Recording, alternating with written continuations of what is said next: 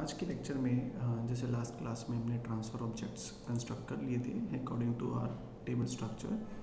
Now in this session हम persistence of connection object, जो JDBC का कनेक्शन ऑब्जेक्ट होता है उसकी परसिस्टेंस की बात करते हैं.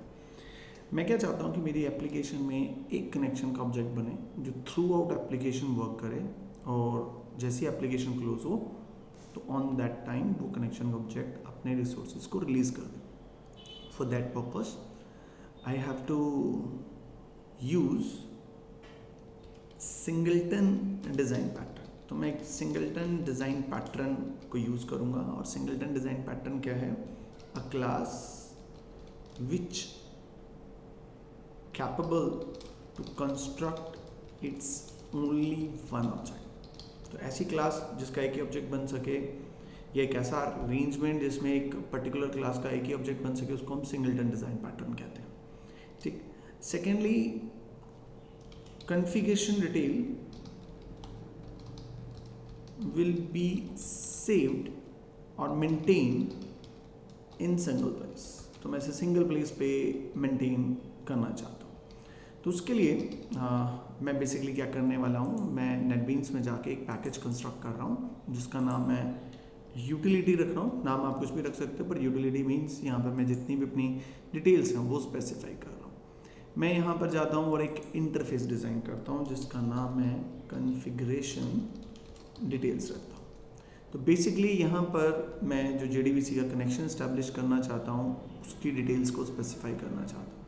लाइक मैंने यहाँ पर एक स्ट्रिंग, बाय डिफ़ॉल्ट जितने भी वेरिएबल्स इंटरफेस के अंदर बनते हैं सारे फाइनल होते हैं. तो एक तो हम यहाँ पर कनेक्शन URL कंस्ट्रक्ट करेंगे. ठीक है. JDBC MySQL, that is the driver name slash local host का नाम, then there is a port number जो कि आपके सिस्टम का होगा, और यहाँ पर आप डेटाबेस का नाम रखोगे.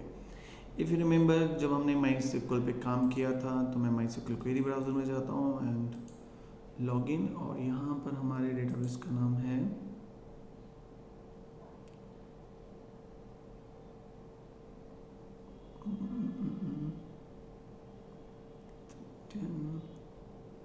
I forget the name of database.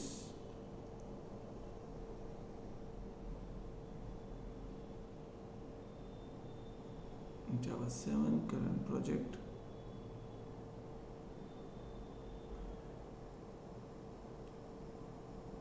Stock demo, sorry.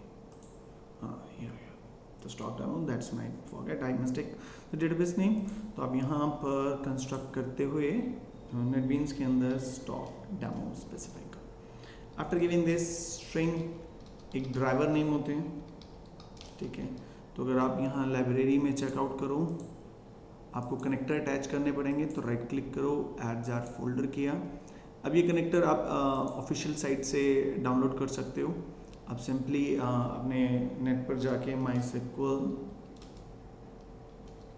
Connector, ठीक है, कनेक्टर जावा स्पेसिफाई करो और यहाँ से इस साइट पर जाके आप कनेक्टर्स डाउनलोड कर सकते हो. ठीक है. तो बेसिकली ये साइट से आएगा, आप यहाँ पर इजीली से डाउनलोड कर सकते हो. लाइक दिस द इंस्टॉलर, आप इनमें से कोई भी स्पेसिफाई कर सकते हो. तो I simply click on download, click on that. तो ये ड्राइवर कुछ इस तरीके से डाउनलोड हो जाएंगे. तो let's see, show in my folder structure. I simply go there, cut, और जहाँ मैं आप लोगों का प्रोजेक्ट का फोल्डर कंस्ट्रक्ट कर रहा हूँ, वर्किंग वीडियोस, यहाँ मैंने इसको पेस्ट कर लिया. पेस्ट करने के बाद अनजिप किया से मैंने. ठीक है. तो इस अनजिप में आपको एक जार फाइल मिलेगी. तो बेसिकली आपने ये जार फाइल अटैच करनी है. तो आप स्टूडेंट नेटवर्क्स में गए, working videos, Java project course, यहाँ से कनेक्टर अटैच कर लेंगे. तो इन कनेक्टर्स को अगर आप चेकआउट करोगे तो यहाँ पर आपके पास ड्राइवर्स हैं. com.mysql.jdbc, there is the driver name that. तो इस क्लास का नाम आप यहाँ स्पेसिफाई करोगे डबल कोट्स के अंदर। रिमेंबर ये नाम केस सेंसिटिव होता है, तो यहाँ मिस्टेक होने के चांसेस ज़्यादा होते हैं, तो better you keep track of this details properly. Okay, now उसके बाद स्ट्रिंग यूज़र नेम, ये आपके जो भी MySQL का यूज़र नेम है, in my case that is user name, ठीक। और यहाँ पर आप पासवर्ड स्पेसिफाई कर दो, in my case that is empty. तो ये डिटेल्स मैंने यहाँ पर स्पेसिफाई कर दी। आफ्टर दैट मैं यहाँ पर एक पैकेज बनाता हूँ, जिस पैकेज का नाम मैं रखता हूँ model.dow, और इस पैकेज के अंदर मैं एक क्लास कंस्ट्रक्ट करता हूँ जिसका नाम डेटा कनेक्शन है।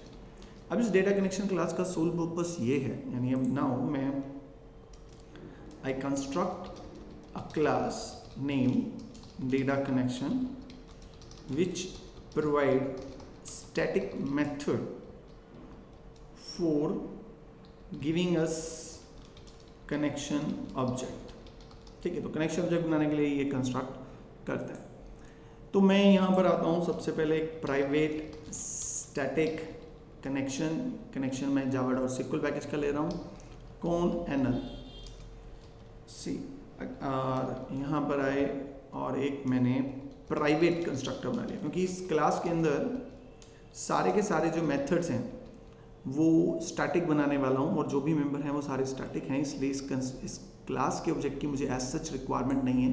दैट्स वाई इसका फर्दर ऑब्जेक्ट कंस्ट्रक्ट ना हो इस क्लास का, इसलिए मैंने इसके कंस्ट्रक्टर को प्राइवेट बना दिया।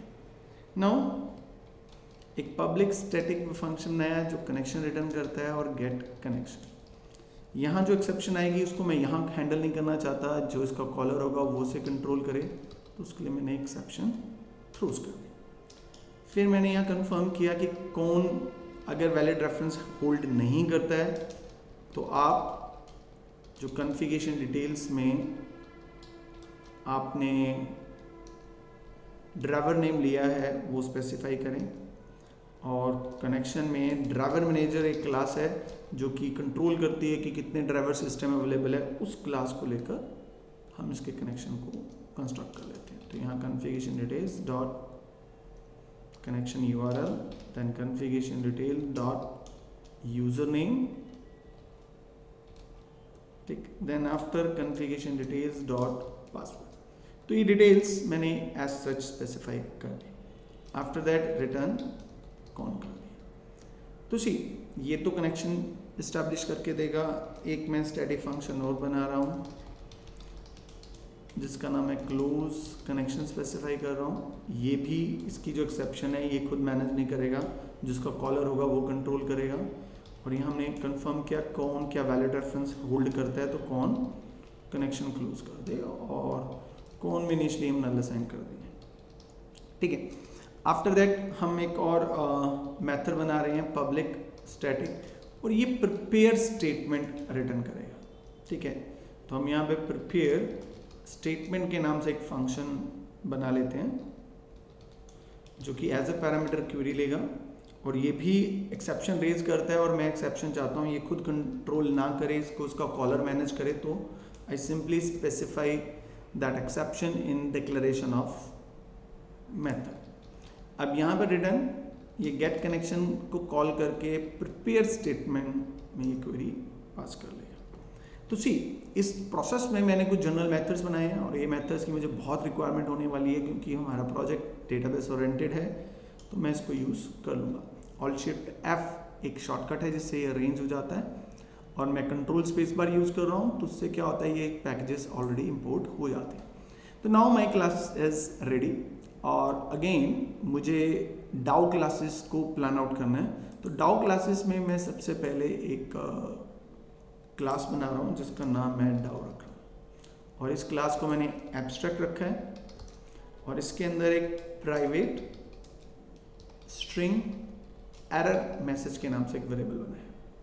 मैं ऑल्ट इंसर्ट की से इसका गेटर बनाता हूँ। तो ये बेसिकली हर डाउ के अंदर क्या होगा, कभी ना कभी कोई टेक्निकल इशू, कोई क्वेरी मिस्टेक के कारण एरर रेज होने के प्रोबेबिलिटी है।